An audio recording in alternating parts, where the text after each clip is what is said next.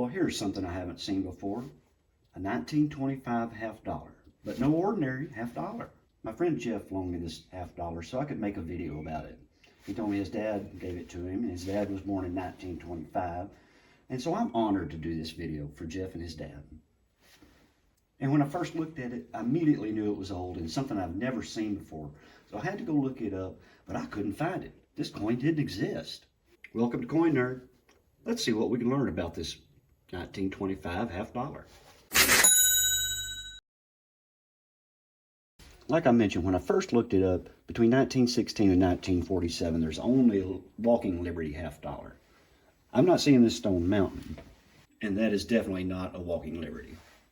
And as you can see on PGS, between 1923 and 1927, there are no half dollars. So where did this 1925 half dollar come from?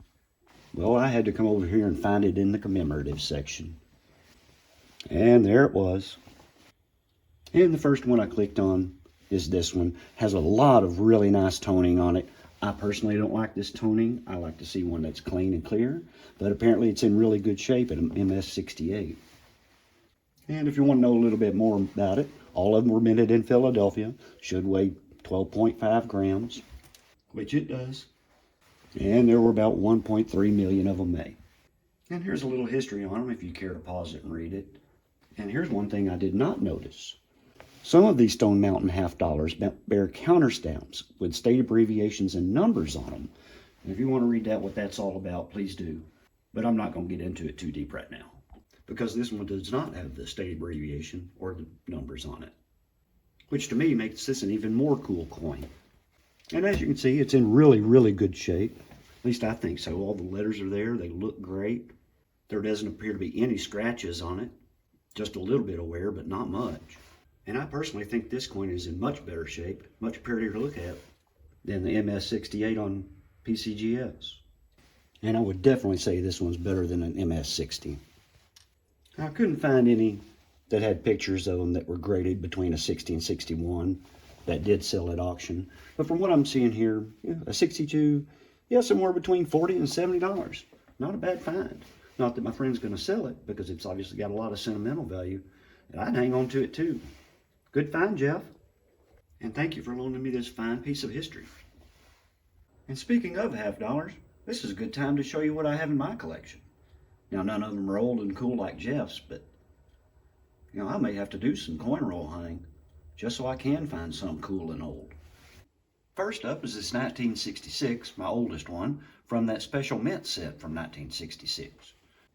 Now, this is obviously from a special mint set, so you would expect it to be in absolutely perfect shape. Don't mind those scratches on there. That's from the plastic, because I've been carrying this thing around for 45 years probably. But looking at a business strike, MS-66 in really, really great shape, has sold for $1,375. Now, that was one of the first important lessons I learned about coins, is the difference between business strike and mint sets. Yeah, I almost made a fool out of myself taking it to a coin shop by yanking it out of that container. But I didn't. It's still here.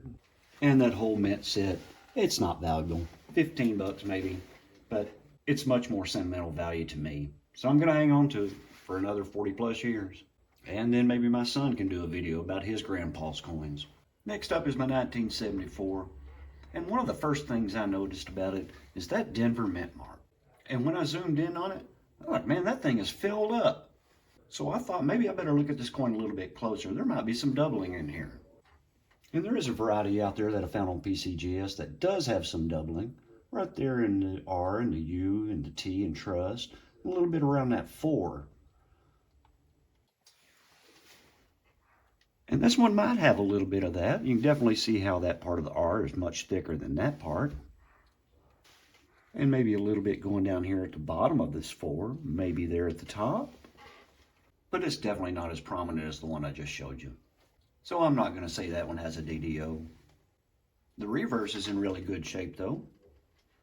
Just a tad bit of dirt here and there, but overall that's in great shape.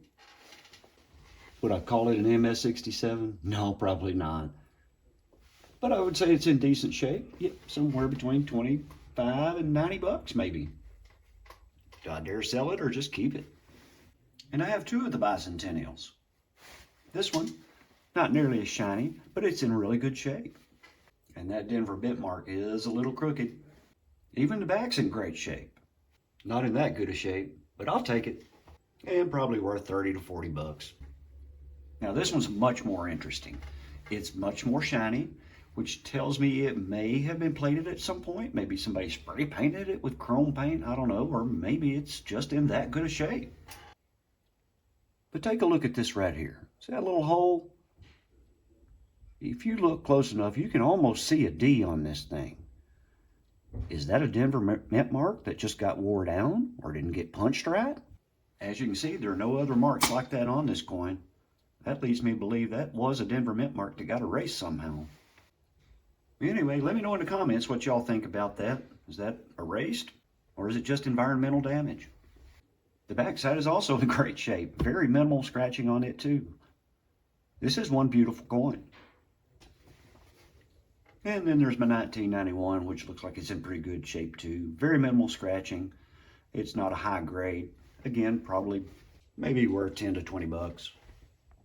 Maybe a little higher if it grades well enough, like that one, which sold for $920. And the same with my 2000 Denver. Not bad shape at all. It does have a few more scratches on it than the other one.